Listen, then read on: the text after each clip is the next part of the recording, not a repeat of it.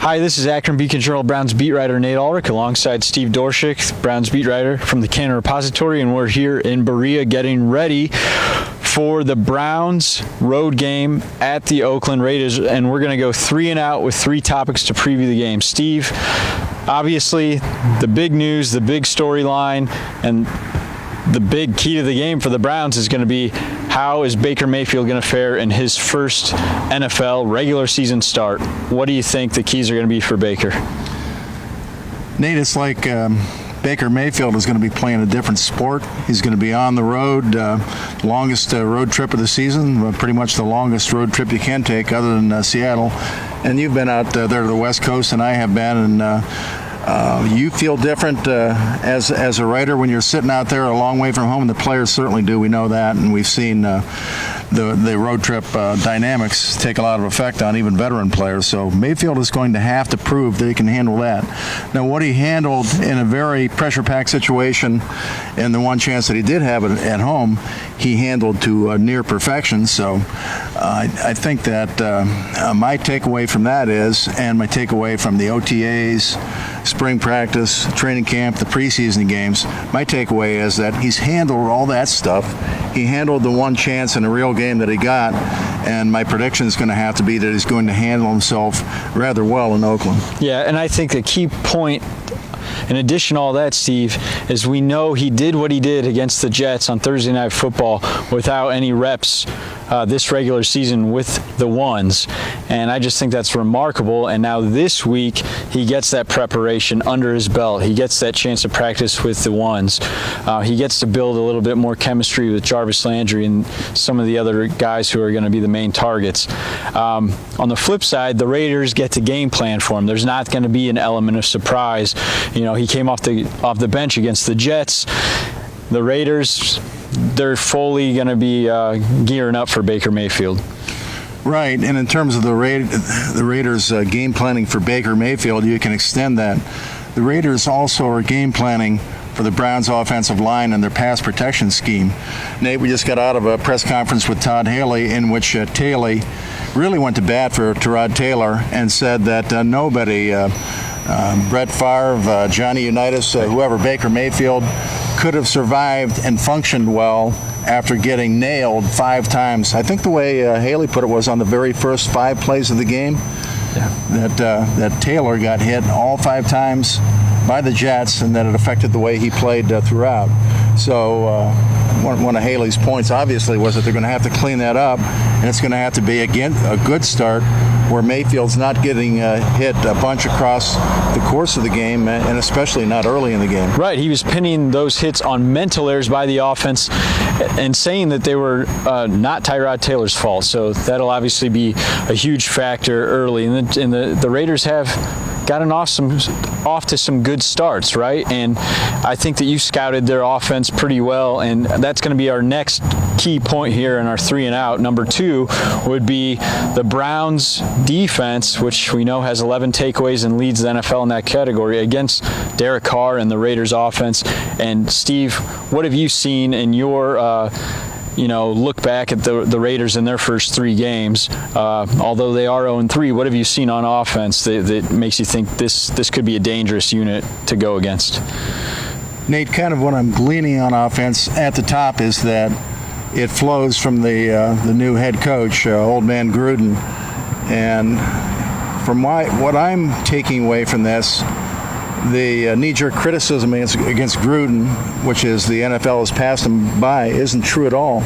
They've been racking up big yardage in the first 3 quarters of the game. Now, they've been terrible in fourth quarters, which is why they're losing, but big yardage in the first 3 quarters of games with Gruden's masterminding of the scheme and utilizing a largely veteran cast of players, led by a young veteran at quarterback. Derek Carr is playing well in the early part of games.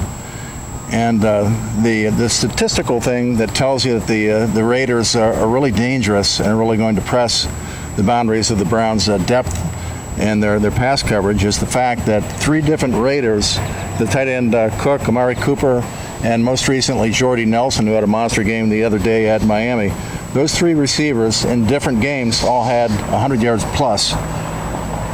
in receiving yards.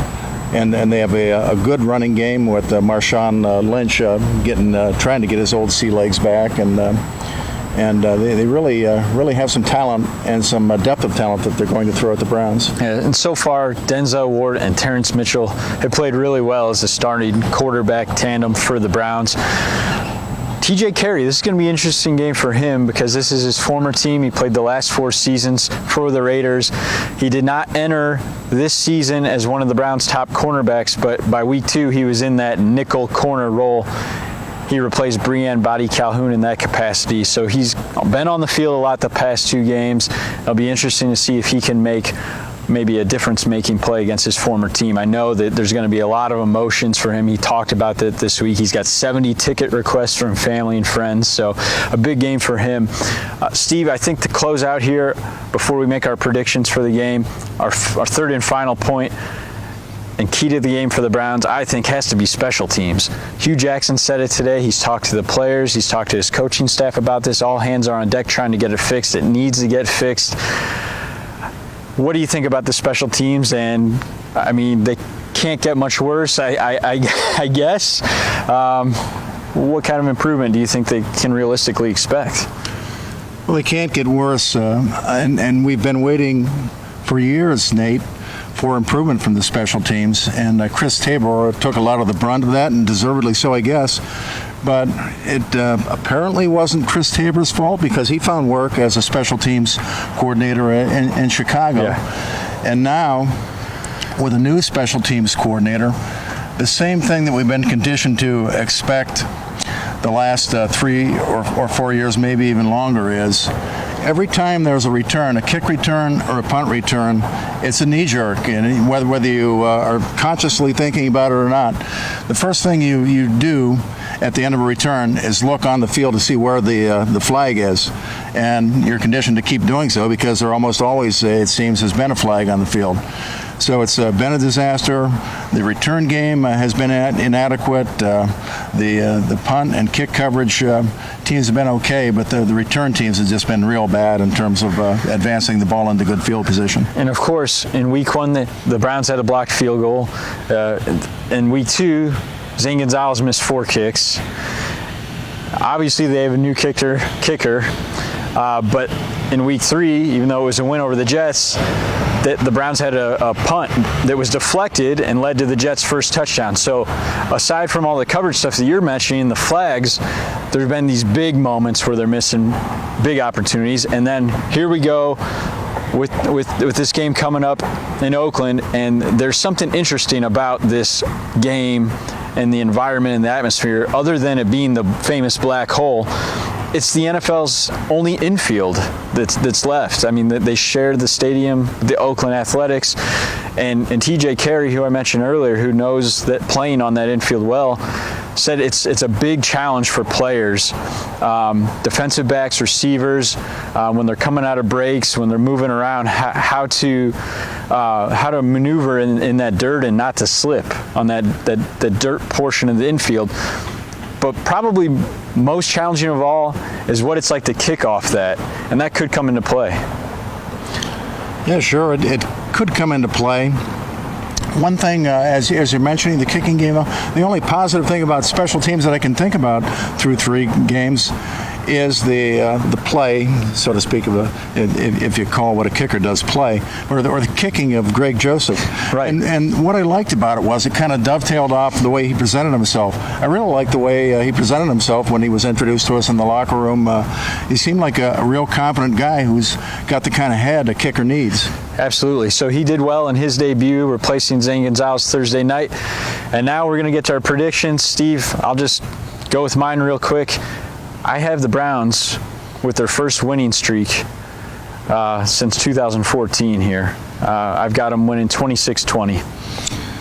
Nate, I can't see that a desperate team, and I always kind of lean toward teams that are more desperate. Oakland is really, really desperate. A desperate team coached by John Gruden, whose offense has shown some real good signs, and a team that has a lot of veteran players. I can't see the Raiders losing a 4th game on the road. I've got Oakland 24, Browns 20. Wow, either one should be close. Thanks for watching.